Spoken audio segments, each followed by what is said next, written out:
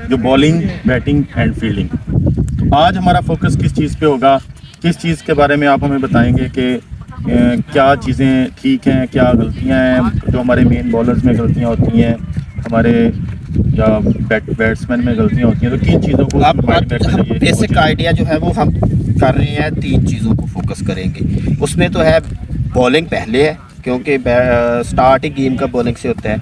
दूसरे नंबर पे बैटिंग है, और बैटिंग के साथ साथ हम जो है फील्डिंग की तरफ भी डिस्कस करेंगे। सबसे बड़ा जो मसला होता है वो हमारे यहाँ जो प्लेयर्स का होता है, वो ये होता है कि हमें सबसे जो फ़ायदा ये है कि पाकिस्तान और इंडिया जो है ये कि क्रिकेटिंग नेशंस है।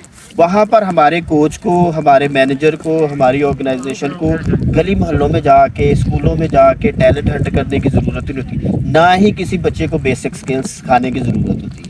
उसका फ़ायदा भी ये होता है कि हमें प्लेयर बना बनाया भी मिल जाता है, उसको थोड़ा सा पॉलिश करना है। नुकसान ये होता है कि बहुत सारे अच्छे प्लेयर होते हैं जिनमें एक नेचुरल टैलेंट होता है, मगर गलत एक्शन की वजह से जो अडाप्ट कर चुके होते हैं उसकी वजह से, तो इलीगल बॉलिंग एक्शन से हमारे यहाँ बहुत सारे प्लेयर जो हैं वो इंटरनेशनल क्रिकेट से उनको अपना कैरियर जो है छोड़ना पड़ा। सईद अकमल है, बहुत सारे क्रिकेट बॉलर्स भी हैं, शबीर अहमद था, फिर इसके अलावा जो है हफीज़ को भी लिमिटेड होना बॉलिंग एक्शन की वजह से इफेक्ट हुआ। दूसरा ये होता है कि बहुत सारे जो प्लेयर्स हैं वो इंजरीज का शिकार हो जाते हैं, क्योंकि उनका जो बॉलिंग एक्शन होता है ना वो इफेक्ट करता है उनकी फास्ट बॉलिंग पे स्पेशली। अभी देखें ना कि मसलन जो बॉलिंग एक्शन की जो बेसिकली क्रिकेट बॉलिंग में दो तरह की बॉलिंग है, एक है स्पिन बॉलिंग और एक है फास्ट बॉलिंग। फास्ट में भी आगे मीडियम आ जाती है, फास्ट बॉलिंग आ जाती है। अच्छा, जो फास्ट बॉलिंग होती है उसमें भी आगे फर्दर 2 टाइप्स होती हैं जो बड़ी ज़रूरी होती हैं बच्चों को सिखाने के लिए, ताकि उनको इंजरी से बचाया जा सके और उनकी परफॉर्मेंस को एनहांस किया। एक होता है बॉलिंग एक्शन साइड ऑन, एक होता है फ्रंट ऑन। दोनों ही बॉलिंग एक्शन दुनिया में अडॉप्ट किए जाते हैं, दोनों ही खेले जाते हैं, मगर जो तीसरा है वो सबसे नुकसानदेह होता है, वो मिक्स्ड होता है।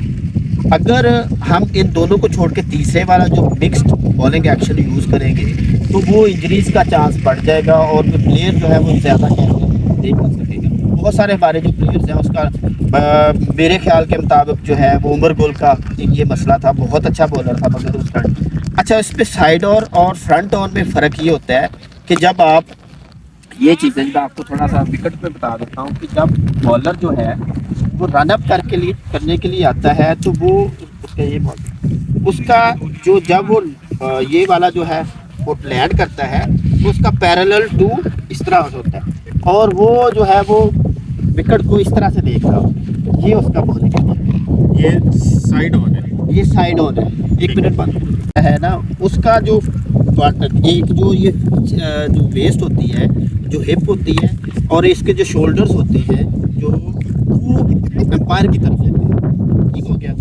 और उसके बाद ये होता है कि ये जो है और हमेशा मैक्सिमम टाइम ये होता है जो बॉलर है वो एम्पायर बैट्समैन को शोल्डर के ऊपर से देख रहा है, ये साइड ऑन एक्शन है, ठीक है। जैसे आप ये कह सकते हैं कि वकार यूनुस का, ये वकार यूनुस का, शुएब अख्तर का, जेफ थॉमसन का, ये साइड ऑन एक्शन था।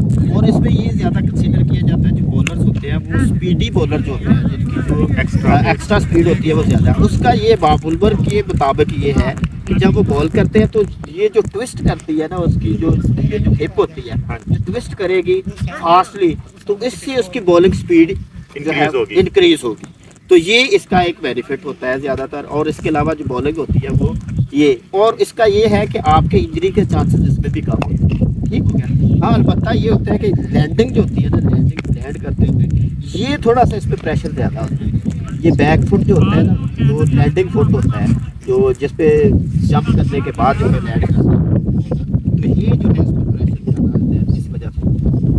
अब दूसरा जो बॉलिंग एक्शन होता है वो होता है फ्रंट ऑन। अब फ्रंट ऑन में ये होता है कि जो हमेशा बैट्समैन होता है ना वो उसकी जो चेस्ट होती है वो और उसका जो फेस होता है वो टुवर्ड द बैट्समैन, और उसका जो फुट पोजीशन होती है ना वो ये तकरीबन 45 डिग्री पे होती है या वो स्ट्रेट होती है। और उसके बाद इसका जो ये वाला जो यानी वो फ्रंट से फेस कर रहा होता है बैट्समैन। फ्रंट से फेस कर रहा हूँ। इसमें जो फ्लिंटॉफ था, इंग्लैंड का बॉलर, और बहुत सारे और वसीम अकरम भी थोड़ा सा उसका यही सेक्शन का आता है। भी वो तकरीबन वसीम अकरम का भी जो बॉलिंग एक्शन था इससे मिलता जुलता था, मगर प्योर नहीं जो होते हैं ना, वो थोड़ा सा ठीक होता है। अच्छा, इसके बाद आ जाती है जी चीज़ें बिग स्टोन बॉलिंग है। मसलन एक बॉलर जो होता है वो बिग स्टोन का नुकसान ये होता है, इसमें भी फायदा होता है कि एक रिदम के साथ जो बैट्समैन होता है, बॉलर होता है, वो आता है और उसकी टूटता नहीं है उसका। टूटता नहीं है। मगर इसमें ये थोड़ी सी चीज़ आ जाती है कि इसमें जो बहुत सारे जो रिसर्चर्स हैं वो कहते हैं कि इसमें स्विंग बॉलिंग जो होती है ना, वो थोड़ी सी कम होती है as compare to side on.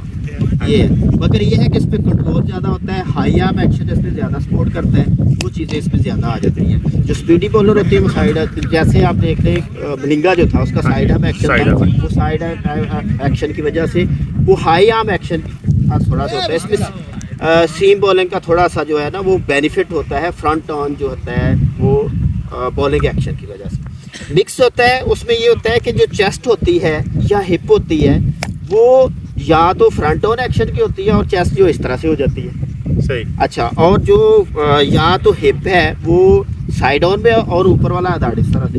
अब इसका ये नुकसान होता है कि ये जो दोनों जो हमारी जो ट्रंक है उसमें जो दो चीज़ों का, एक तो जब भी हम कोई एक्शन करते हैं तो उससे जो एनर्जी होती है, जो ह्यूमन एनर्जी जो हम गेन करते हैं वो पाँव से स्टार्ट होके तो हमारे हाथ से लूज हो जाती है। ये चेन ऑफ काइनेटिक चेन इसको कहा जाता है, तो वो ब्रेक हो जाती है। और दूसरा ये होता है कि जो हमारा जो अपर लिम्ब होता है और लोअर लिम्ब का कनेक्टिविटी ना होने की वजह से इंजरीज के चांसेस जो हैं वो बढ़ जाते हैं। ये फास्ट बॉलिंग में इंजरीज जो होती है उसको हमेशा से हमारे बहुत सारे जो प्लेयर होते हैं जो इनिशियल सीख चुके होते हैं, क्योंकि हमारे पास 18, 16, 17, 18 साल के बच्चे जो हैं वो बॉलिंग के लिए आते हैं, क्रिकेट के लिए आते हैं, उस वक्त तक उनकी चीज़ें डेवलप हो चुकी होती है।